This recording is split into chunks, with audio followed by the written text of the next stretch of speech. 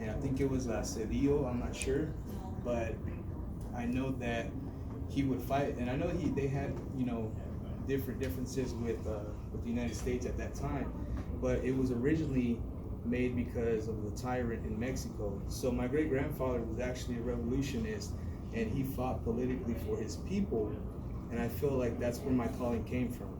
So that's kind of my background, and like I said, I also worked at the sheriff's office. I support Mike Griffiths, and I still teach TCOS classes, which means like I can go. My specialty is gangs.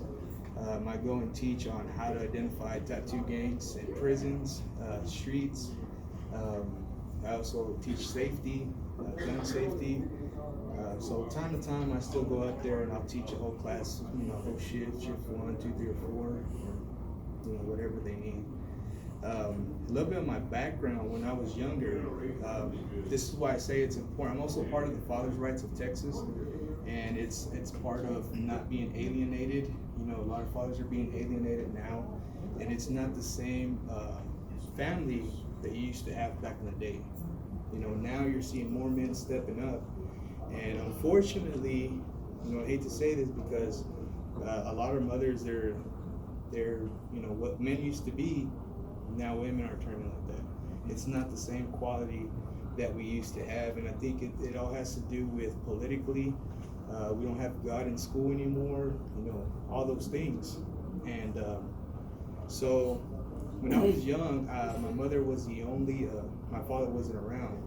And I was getting involved with gangs, street gangs. And I remember I was 15, it was back in 2003.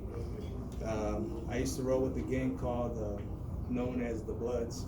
And, we were on our way to the Coliseum, and my friend was in the front, my other friend, Ruben, was in the front.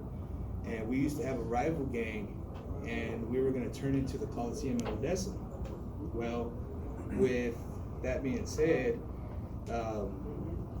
they were waiting for us right there in the corner.